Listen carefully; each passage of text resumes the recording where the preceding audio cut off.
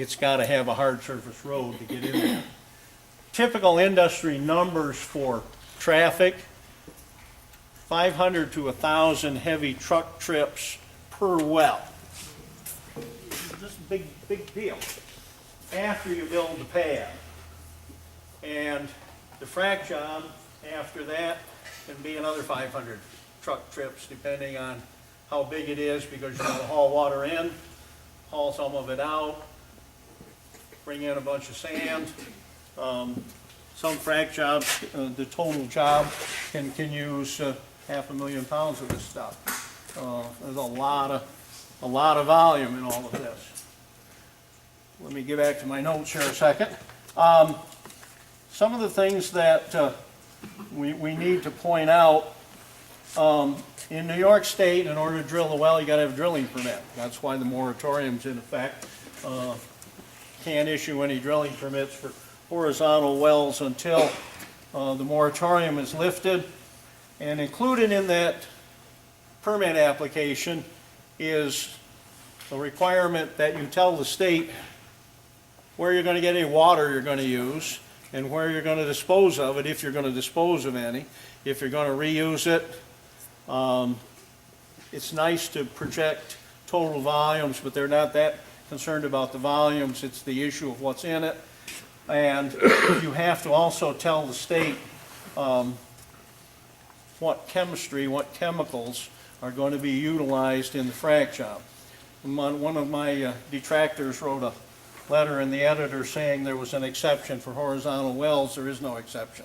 In New York State, any well for which you apply for a permit, you will tell the state what chemicals you're going to use in the frac job.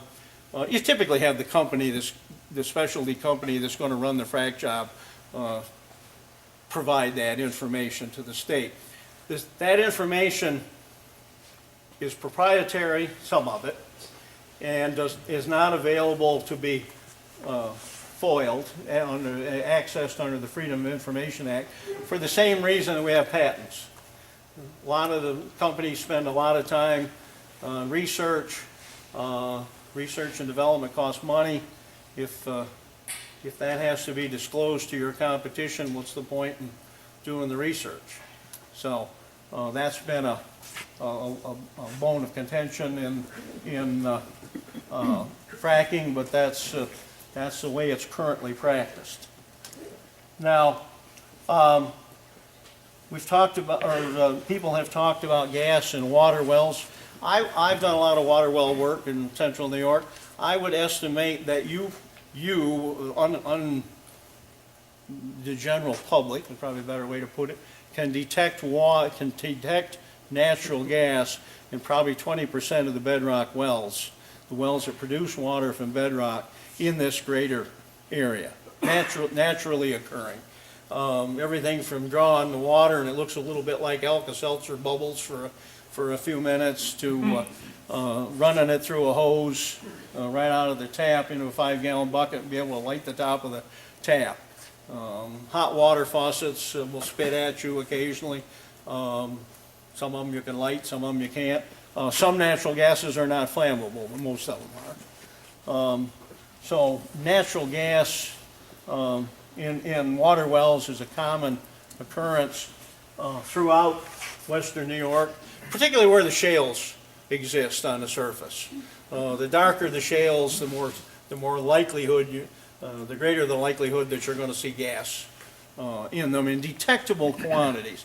As long as you're not smoking when you draw a glass of water, there's probably no harm there. You light somebody's kitchen faucet, it tends to get their attention, but it's a fairly common occurrence.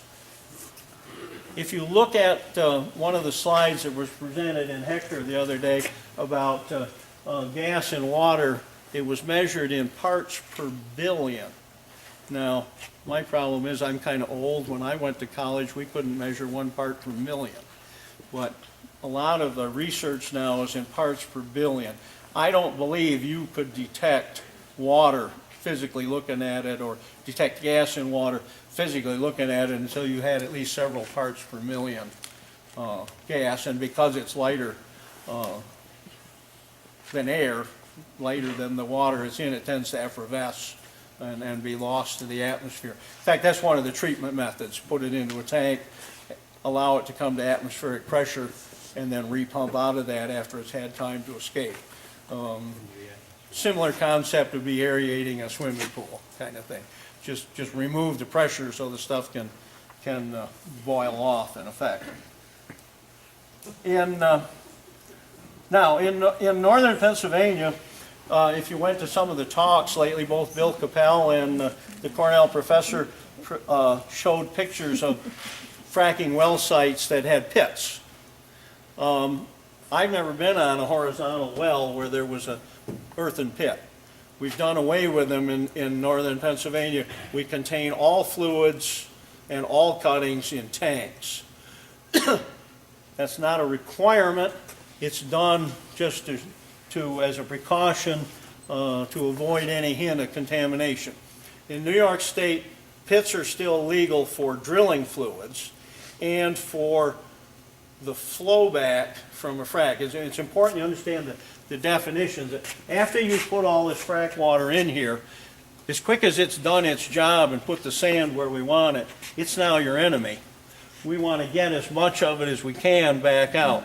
Typically in a shale frac job, you'll get 15 to 20% of the total volume back in the first 2 or 3 weeks before you come to the point where you can shut the valve up here and say, I'm now ready to hook a pipeline up and start producing gas. You will continue to produce water with that gas afterwards. Not all wells do, but most do. The definition changes. The flowback water was that first 2 or 3 weeks, whatever it is, until you're ready to hook it into a pipeline. The production water is then the water that comes with the gas production. There's a reason, there's important distinctions in those definitions. In New York, right now, I can flow back the water, the initial stuff, into an open pit. I typically have 45 days to clean it up under DEC rules. If it's the middle of the winter, they'll work with you on that, as long as you don't let it run over. I was on a well a couple months ago down in the Allegheny National Forest, down in here south of Olean. The federal forest ranger said if the water gets within 2 feet of the top of the pit, you're going to get fined. Make sure it doesn't happen. So you can blow it, and the pits are plastic lined, by the way. Similar plastic you could actually put in a swimming pool. We used to use 60 mil plastic, which is the liner they put under landfills. Most people, you can't even unroll the stuff by hand. It takes half a dozen people just to roll it out. Most plastic nowadays, 30 mil liner. Adequate for holding fluid for a few weeks as long as you don't punch a hole in it. Not easy to punch a hole in the stuff, by the way, without mechanical action. We also use the same plastic on the pad under the drill rig. We literally plastic an area as big or bigger than this room. We put a moat around it, roll the plastic up over the moat, and we basically have a 6-inch deep swimming pool. That's our containment area in case we spill anything under this drill rig while we're drilling or while we're fracking. The drill rig goes away, but while we're fracking, if there's any spillage, we want to contain it in this swimming pool. I can tell you they get slippery when stuff freezes. And obviously if you spill stuff and it freezes, it's not very salty. That's one of the current bones of contention with produced water.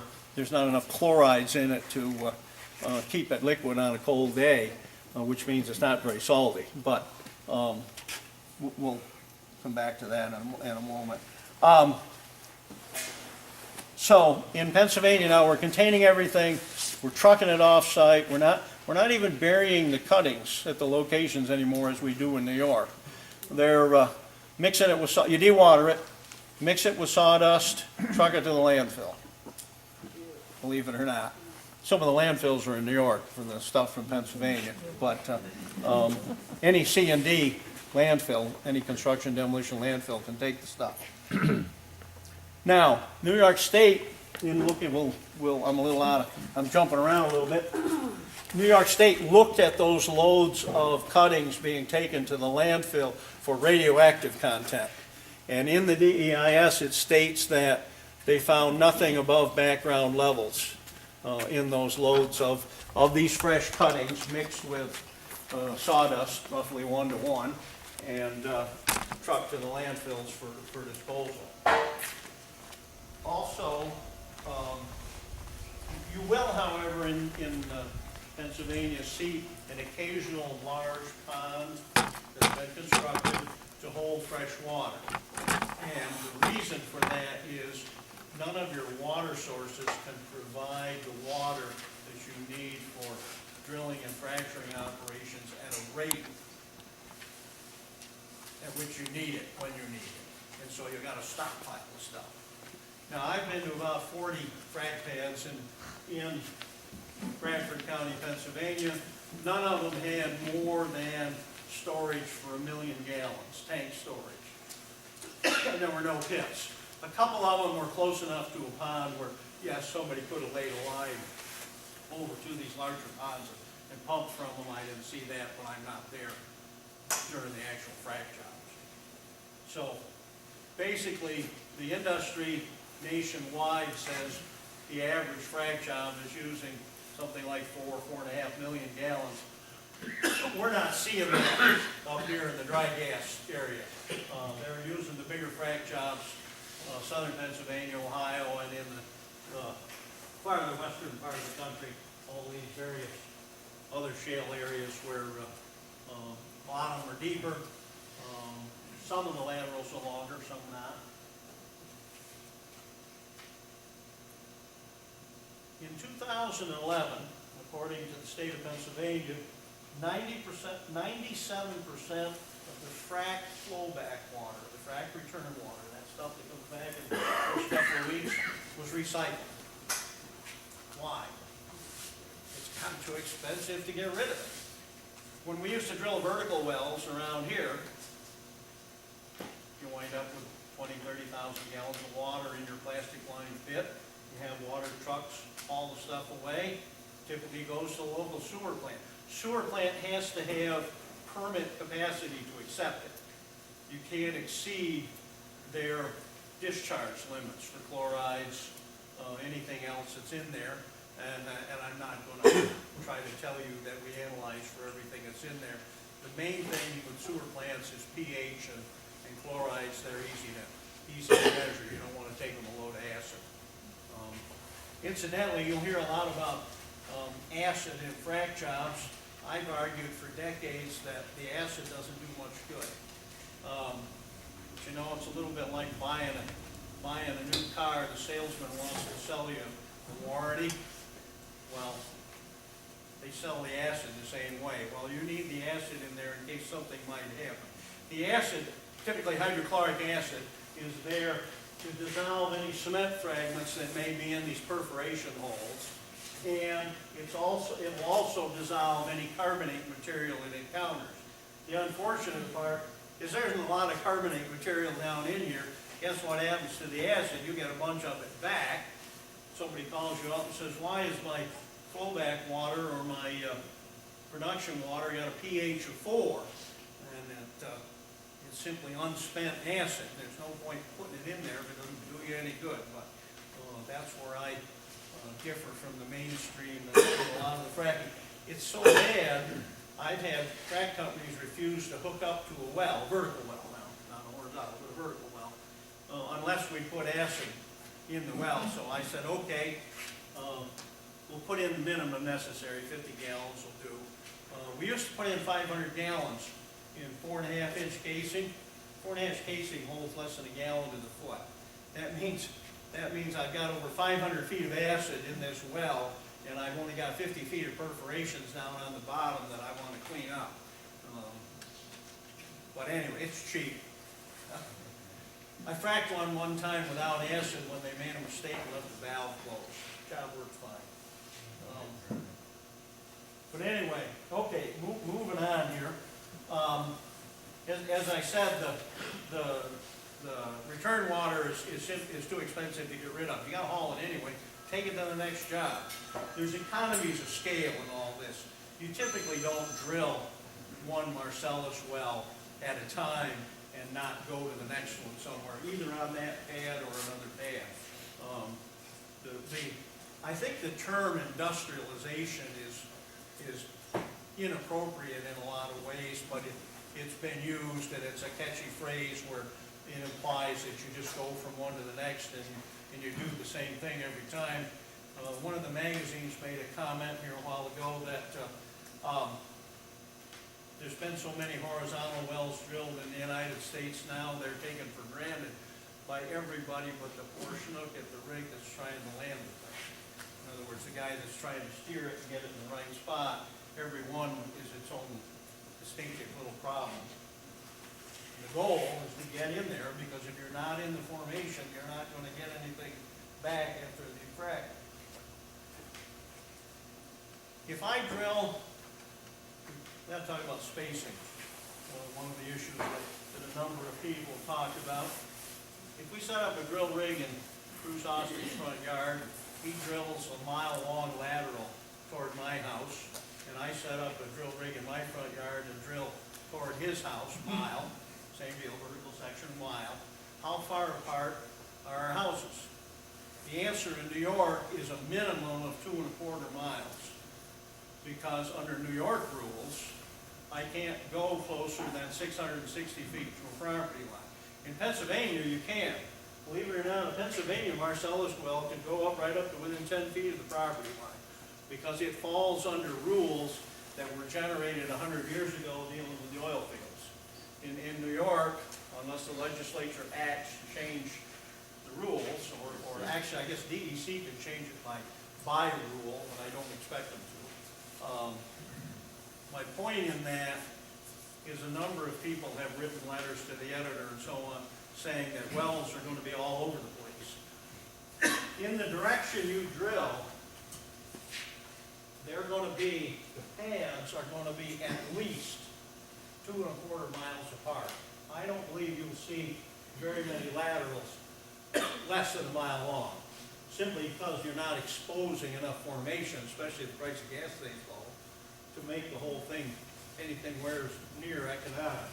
And the other direction depends on how many wells you got on the pad, how much acreage you control. If they're 800 feet apart and you've got 4, you're about 3,000, a little over half a mile. This is assuming that you own all the acreage. So that'll give you a scale of how many pads you can put in a given area. The reality is you rarely get, if you're getting the better part of 8 wells per pad, you're rarely going to have more than 1 pad per square mile, because you got roads, you've got acreage that's not included for whatever the reason. You never lease everybody. Now, forced pooling is another one of these naughty terms that pops up. That's not a gimme. It can be done where a company controls 60% of the acreage, but it's a legal process. They have to give what we call the holdouts, the landowners that don't participate, the right to participate, the right to sign leases after the unit is created. And then only then, if they refuse to participate, they become forced pooled. When you're forced pooled, the gas company has no right to come on the surface. They have the right to withdraw gas under the surface. This goes back to the preamble of the law. The law, New York State Conservation Law, says it's designed to prevent waste of the resource. Waste inferring maximum recovery, not our present use of conservation, which is basically don't touch it. When I went to high school, conservation was a wise and careful use. Now it's evolved to the point where it's off limits for production.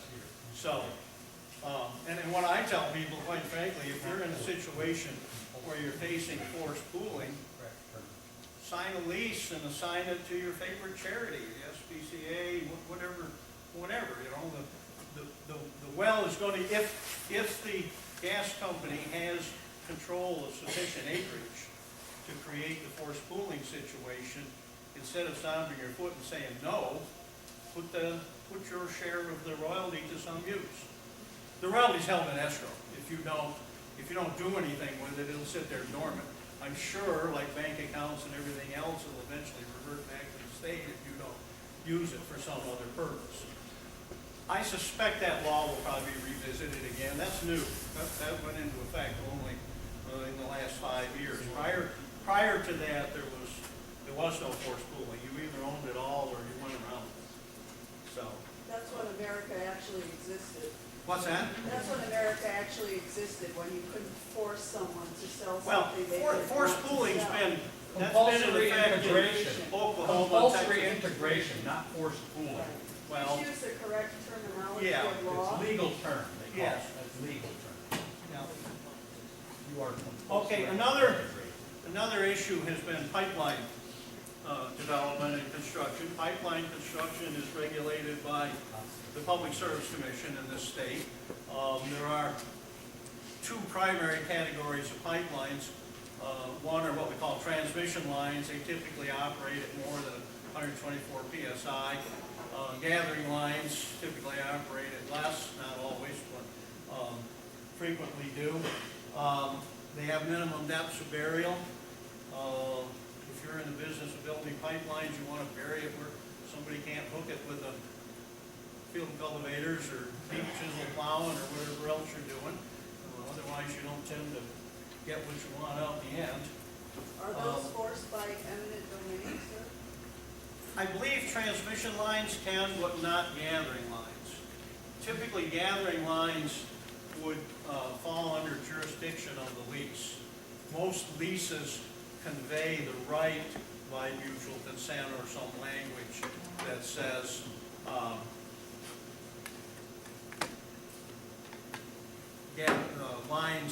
gas pipelines can be laid on this property. Some leases refer to only gas produced on that property. Some refer to gas from in the unit or off-site. There's different languages. So there's no eminent domain? As far as I know, not for gathering lines. For what kind of lines? Transmission lines which are deemed to be in the public interest, and you would have to get a certificate of need from Public Service Commission. And the point in that is that, and the same legal idea here, right or wrong, whether you like it or not, is that some smaller landowner can't prevent some larger entity or individual or whatever from doing something. No different than erecting a toll gate on the road or whatever. You need to create the public need. You establish the need from the government's perspective that this is a desirable entity. Same way you do for roads. If you're going And to. since these are foreign corporations invested in the gas that's taking it out, how is that helping Americans? That's not addressed in. I'm asking you though. Well, You're representing your let's industry. hold off a minute. Let me go through a few more of the nuts and bolts, and then we'll talk about the philosophy here a little bit, if you like. I've also, am I rambling on? I've been known to do that. One of the points I want to make is that John Barber, when he spoke at Oakland, talked about the difficulty of regulating drilling operations under zoning, because Cornell University has some construction projects that are as large or larger than most drilling operations. I'd like to take that a step further and say that drilling is a construction activity. And the reason being, it ends. As I said before, the drilling phase now can be somewhere as little as 2 weeks, probably more likely 3, before it goes away. Now, prior to that, we had a pad Bruce built this building. I'm sure he spent a little time grading it off, compacting, a few loads of gravel to get this thing built. The gas well, the pad is simply bigger and has to more or less carry the same kind of loads. The construction project ends at the end of the frac job. The production of gas is no different than the production of electricity from a windmill. If you've got, I was standing under some windmills a couple of weeks ago in Wyoming County, big windmills, the big ones. And there's a hard surface road, all-weather road. A little pickup drives up to that windmill every day to check on it, service it. And there's a pipeline. All of the electric wires are buried from one windmill to the next, and they're gathered, very similar to what we have once we complete the pipeline for natural gas delivery. I see many parallels, good or bad.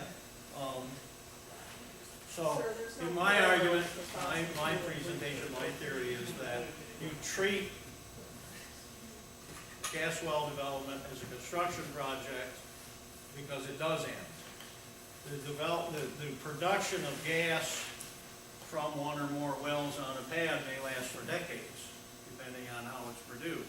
There are wells in Erie County, New York, I've seen some approaching 100 years old that are still producing. I don't expect that from shales, but shales have a tendency to produce gas at relatively low rates for long lives. Now, that in itself is a problem. You can, and a number of people have argued for moratoriums. The problem with a moratorium is it's for a set period of time and it's renewable. While you've got your moratorium or while you're studying, state of New York's already spent 4 years. The typical gas well in the United States declines at between 12 and 18% per year if it's produced at something approaching its maximum rate.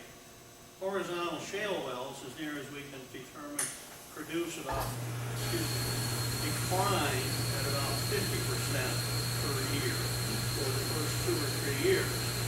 Why is that important? We're going to have you down to a low rate if we want to keep the pipeline full. Well, right now we've got blocks, so we don't need more gas. But there's quite a bit of lead time here. If you want to